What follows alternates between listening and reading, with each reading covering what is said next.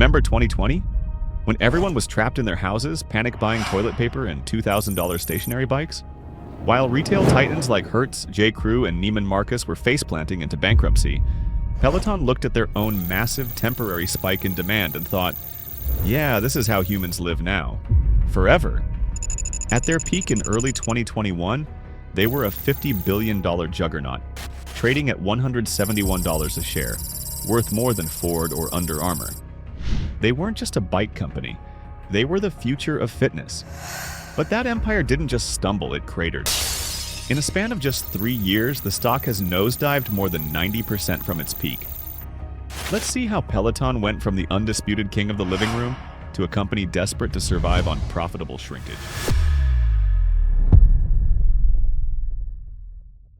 Around 2012, an executive named John Foley couldn't reliably get into the boutique cycling classes he liked. They were expensive, crowded, and far from home. So he and a handful of co-founders landed on a simple idea. Take that boutique class and bolt it to a screen on a stationary bike in your living room. The pitch was simple. Bundle a high-end bike with a high-energy, subscription-based workout class. You'd buy the hardware once, but then you'd be hooked into paying a monthly membership fee forever, just to make the bike in your living room actually usable. That monthly fee was the magic trick that dazzled Wall Street. Instead of being seen as a simple bike manufacturer, Peloton rebranded itself as a SaaS company. And software companies are worth a fortune because they collect cash from the same customers, month after month. The early numbers seem to back that up. When Peloton went public in September 2019, it priced its shares at $29 and sold 40 million of them. The figures inside the prospectus were genuinely impressive. The company had more than 500,000 connected fitness subscribers, 511,202 to be exact. Its subscription business ran at a 42.7% gross margin. And its churn, the rate at which subscribers canceled, sat at 0.65% a month. That last number was the one that mattered most. Monthly churn under 1% is rare even among great software companies. People weren't just buying a Peloton, they were staying.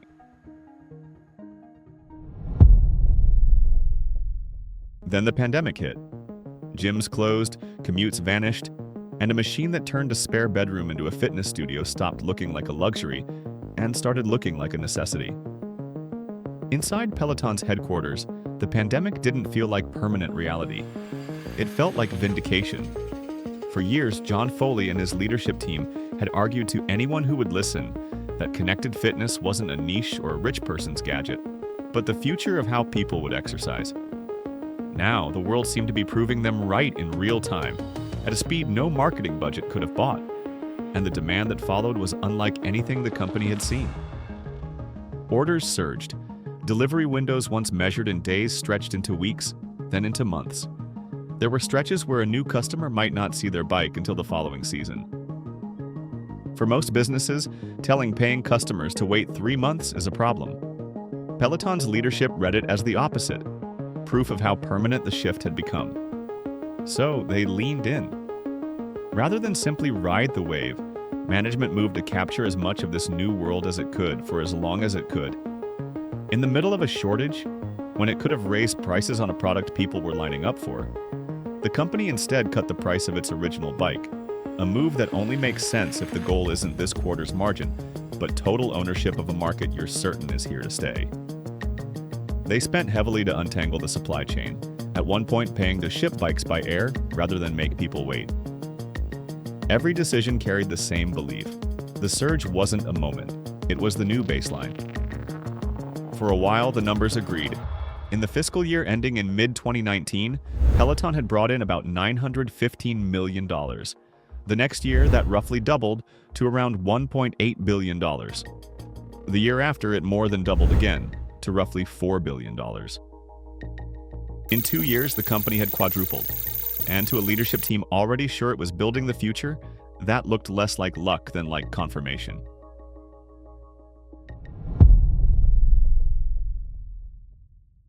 Peloton could sell bikes far faster than it could build them, and to leadership, that gap was the biggest threat to the entire thesis.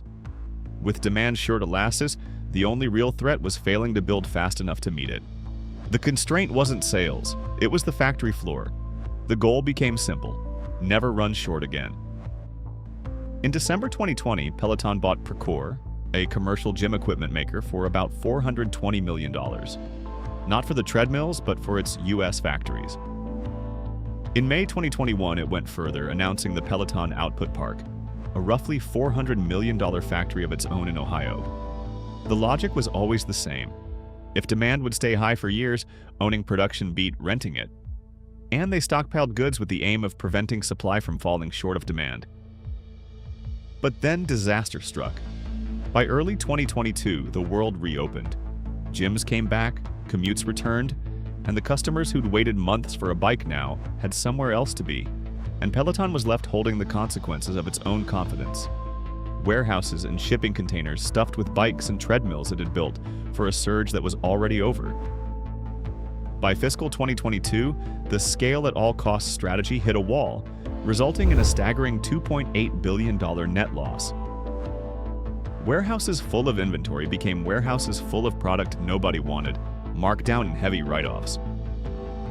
The Ohio factory, the centerpiece of the permanent demand thesis, was canceled before a single bike rolled off the line. The bet on owning manufacturing wasn't paused, it was reversed, and John Foley, whose conviction drove all of it, didn't survive the correction. In February 2022, he stepped down as CEO, and his replacement was itself a statement. In came Barry McCarthy, a finance veteran from Spotify and Netflix. He was brought in for one reason only, and it wasn't to build, it was to dismantle. If McCarthy had a signature accessory, it would undoubtedly be a pair of industrial-grade scissors, because for the next few years, cutting wasn't just his job description. It was his entire personality.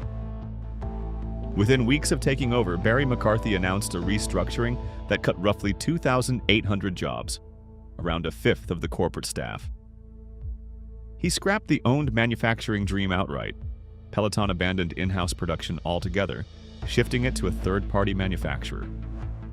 The delivery fleet it had built as a point of pride was handed to outside logistics partners. Everything Foley had assembled to control the surge, McCarthy unwound to survive its absence. But while McCarthy tried to fix the company's finances, he couldn't hide the company's biggest liability: a flagship product that was physically failing its users.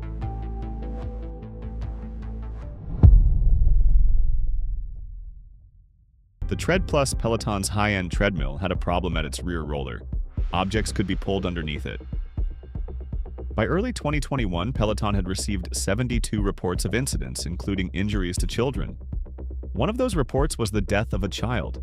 So when the CPSC took the unusual step, in April 2021, of publicly warning families to stop using the Tread Plus, Peloton did the thing a confident company does when it's sure it's right. It fought. It called the warning inaccurate and misleading, and defended the machine. The same conviction that had driven the overbuild, and we understand this market better than anyone, was now aimed at a safety regulator. A recall would have been brutal. The financial hit, the logistics of pulling back a flagship, and the public admission that Peloton's marquee product had a hazard built into it. Defending it looked from the inside like protecting the customer and the company at once. It was the wrong read, and the position collapsed within weeks. Fighting a federal regulator over a product tied to the death of a child is not a battle a company can win. Not legally, not reputationally, and not morally. The calculus that had favored defense inverted completely. In May 2021, Peloton reversed. It recalled the Tread Plus, apologized, and conceded it should have worked with the CPSC from the start. It offered refunds and shipped a software update that locked the screen behind a passcode, so the belt couldn't be started unsupervised. 2 years later, in 2023, a second and separate recall hit the original bike. Roughly 2.2 million units pulled back because the seat post could break mid-ride, with reports of riders falling and getting hurt. Here's the part that connects to everything. A software bug gets patched overnight, invisibly, everywhere, for almost nothing. A hardware company's nightmare can't be patched. A broken seat post doesn't. It has to be re-engineered, manufactured, shipped, and installed across millions of homes, and every failure along the way is a real person. Peloton was priced like a software company. It was paying the bills of a hardware one. The tale ran for years. Peloton agreed to pay an approximately $19 million civil penalty to the CPSC over how it had handled the Tread Plus reporting. settling the matter without admitting liability.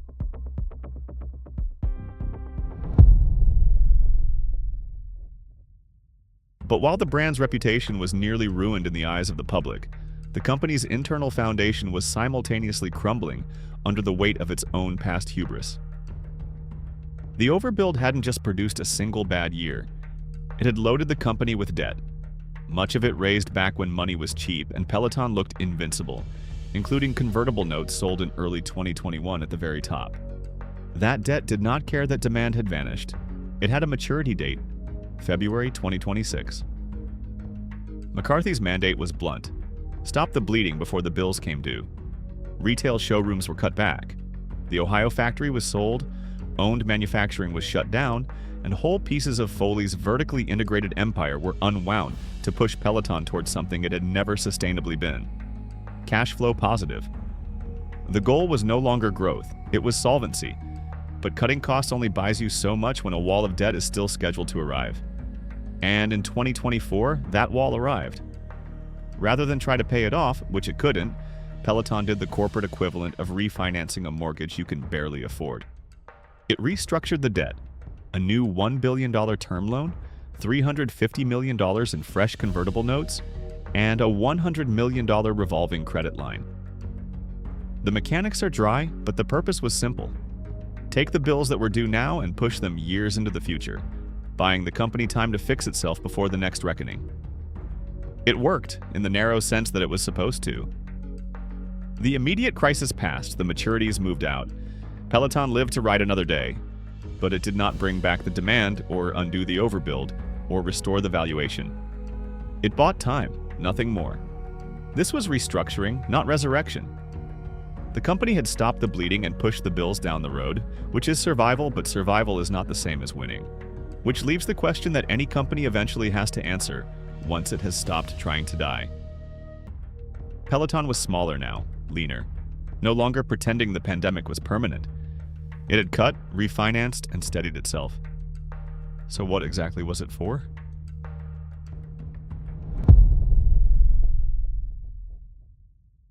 The answer Peloton landed on was the most honest thing it had said in years. It was a fitness company.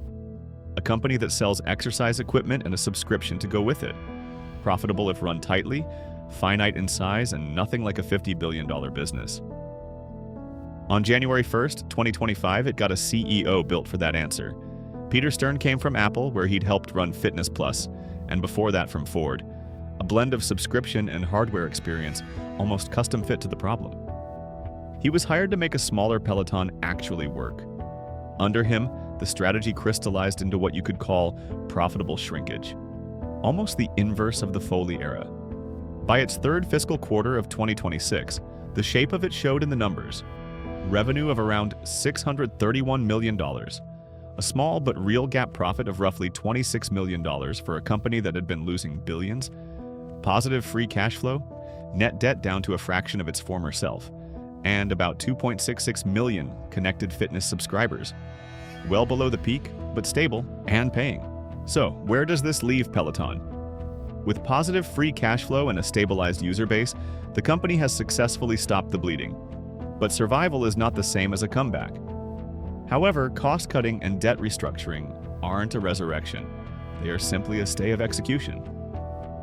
In the near term, Peloton has enough fuel to pay the interest and keep the lights on, but paying down the massive mountain of principal debt through organic growth alone is a near impossible feat. The most realistic endgame isn't a return to their former glory, but an acquisition. Eventually, a tech giant will likely absorb the brand for its loyal subscriber base, treating the remaining debt as the price of admission to own the future of connected fitness. Ultimately, Peloton has crawled away from the brink of bankruptcy, but they remain trapped in a game where surviving is just the baseline, and true winning has drifted permanently out of reach. So the only question left is strip away the bikes, the pandemic, and the recalls. What was the actual mistake? There are three, and each one outlives Peloton. First, the subscription halo. Peloton fell for the delusion that because they had recurring revenue, they carried software economics. They forgot that while code scales infinitely, factories, freight, and physical goods do not. A subscription line item doesn't magically erase the brutal reality of hardware costs. Second, the borrowed baseline. Management mistook a pandemic-driven bubble for a permanent floor. They built massive permanent infrastructure for a demand spike that was always going to recede. It's a classic trap. Capacity is incredibly easy to buy, but it is absolute hell to unwind. Third, the unpatchable defect. In the software world, a bug is just a hotfix you push at 3 a.m. In the hardware world, a bug is a federal safety recall. Peloton treated physical safety and logistics as edge cases, failing to realize that when you deal with atoms, these are permanent, expensive line items that your model never factored in. Peloton mistook temporary behavior for permanent truth. The pandemic was a moment. The factories, the debt, the recalls, the valuation, those turned out to be forever. Nowhere is this more obvious than in their final act. Buy a used Peloton today and the bike is essentially scrap metal, with a screen that stays dead until you pay the company a $95 activation fee. That fee is the entire story in miniature. The hardware is worthless, the dream of a tech empire is gone, and the future of fitness has been reduced to squeezing a final, pathetic activation fee out of its own ghost. If you've got cash to burn, welcome to the Bagholder Association. And if you'd rather keep yours, subscribe. We'll watch billion-dollar companies burn theirs instead.